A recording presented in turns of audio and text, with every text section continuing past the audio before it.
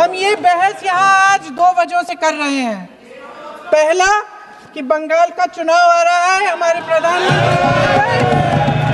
अपनी भूमिका निभाना चाहते हैं उसमें, ये किसी और बात के काबिल ही नहीं है, सिर्फ ध्यान भटकाना है जनता का। इसलिए आज हम वंदे मातरम पर चर्चा कर रहे हैं। इस चर्चा को प्रधानमंत्री जी ने शुरू किया, उन्होंने भाषण दिया और इसको कहने में कोई झिझक नहीं है कि भाषण अच्छा देते हैं, थोड़ा सा लंबा लेकिन भाषण अच्छा देते हैं। सिर्फ एक कमजोरी है, अगर आप इजाजत दें तो मैं बोलूं, एक कमजोरी है।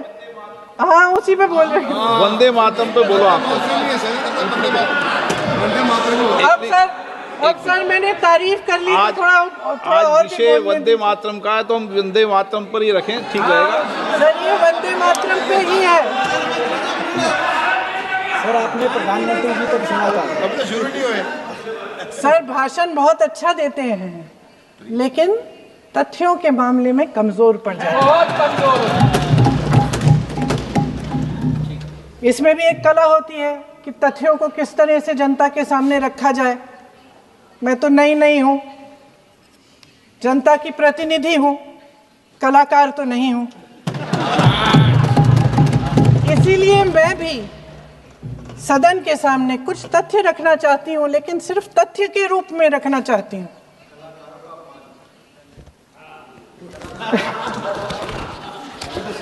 मैं उदाहरण दे देती हूँ सर, मांग रहे हैं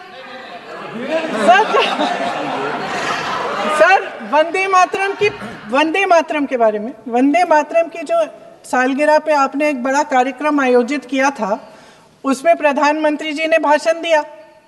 उसमें उन्होंने कहा कि 1896 में पहली बार गुरुदेव रविंद्रनाथ टैगोर ने ये गीत एक अधिवेशन में गाया। उन्होंने ये नहीं बताया कि कौन सा अधिवेशन था, महासभा, हिंदू महासभा का अधिवेशन था, आरएसएस का अधिवेशन था, किस बात से कतरा रहे थे कि ये कांग्रेस का अधिवेशन था। बंगाल का चुनाव आ रहा है,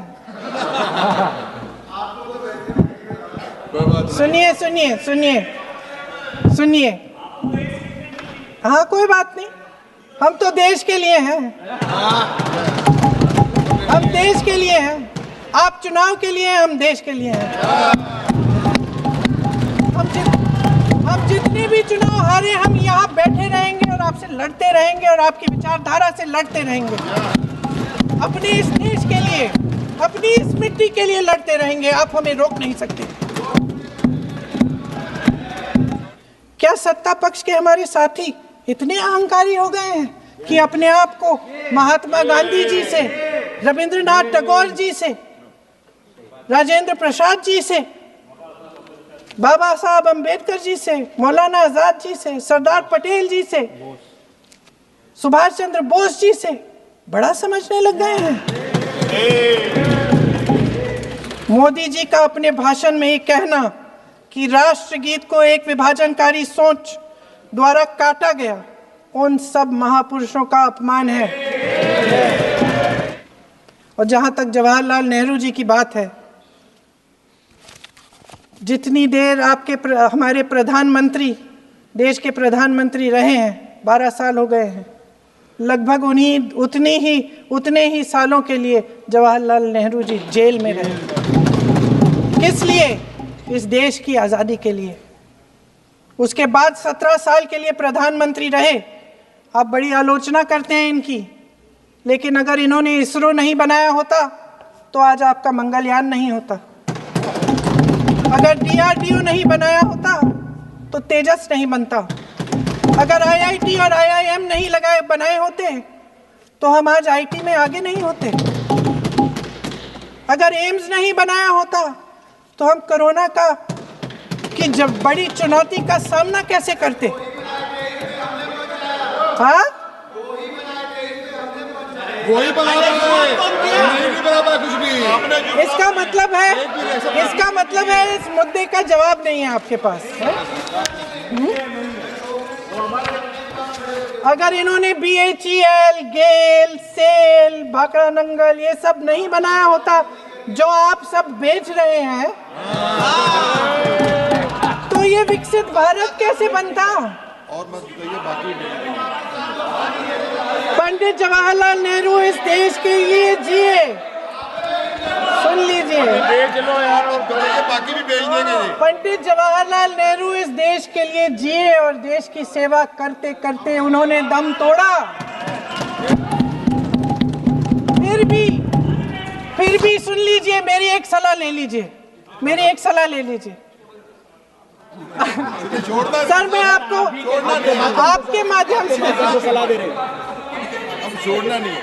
सर मैं आपके माध्यम से एक सलाह दे देती हूँ।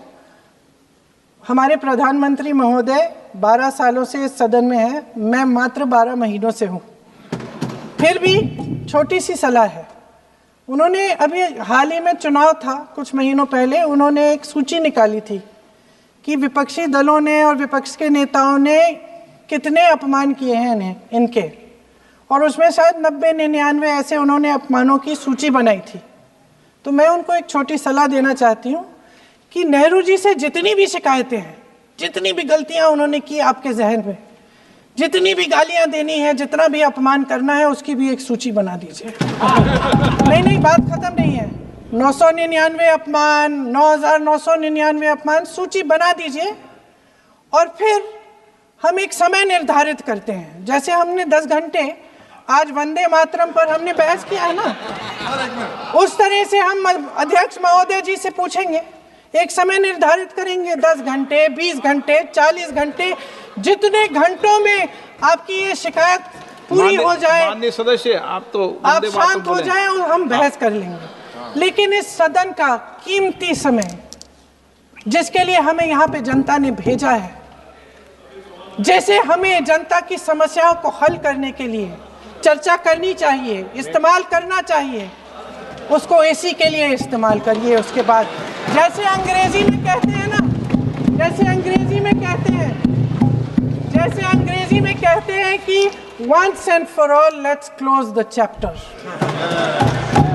क्लोज कर लीजिए। देश सुन लेगा क्या क्या शिकायतें हैं, किसने क्या किया, इंदिरा जी ने क्या किया, राजीव जी ने क्या किया, परिवारवाद क्या होता है, नेहरू जी ने कौन सी गलतियां की, सुना लीजिए, फिर खत्म। उसके बाद बेरोजगारी, महंगाई, महिलाओं की समस्याएं, जो पीएमओ में हो रहा है उसकी बातें, उसकी चर्चा, जो बैटिंग ऐप के बारे में हो रहा है पीएमओ के अंदर, आप सदस्य प्लीज, जो एप्स्टीन फाइलों में आपके मंत्री महोदय के नाम निकल आए हैं, माननीय उसकी चर्चा करेंगे। आप वंदे मातरम में बोले, आप इधर उधर डाइवर्ट मत हो। बड़े बड़े शहरों में प्रदूषण है, लेकिन हम इस सदन में बैठकर सिर्फ छोटी छोटी बातें करेंगे जी। जो अतीत की बातें हैं ना, जो बार बार आप चाहते हैं कि हम पीछे देखें, लेकिन हम आगे भविष्य की बात, वर्तमान की बात, जो असली समस्याएं हैं उनकी बात न करें, ये छोटी बात होती है। आप में हिम्मत है तो भविष्य की बात करिए, हिम्मत है तो बात करिए कि बेरोजगारी क्यों है, कि पेपर लीक क्यों होते हैं। आप चेयर को एड्रेस करें, आपको अच्छा खत्म कर लेती हूँ, चेयर के एड्रेस करो आप। अध्यक्ष महोदय जी, सच्चाई ये है कि इनका शासन दमन का शासन है। इनकी राजनीति दिखावे की राजनीति है, इवेंट मैनेजमेंट की राजनीति है, चुनाव से चुनाव तक राजनीति है, तरह तरह के ध्यान भटकाने वाले मुद्दों की राजनीति है। वंदे मातरम इस देश की उन्हीं उम्मीदों की गुहार है जिन्हें आपका शासन हर रोज ठुकरा रहा है। आज भी सरहद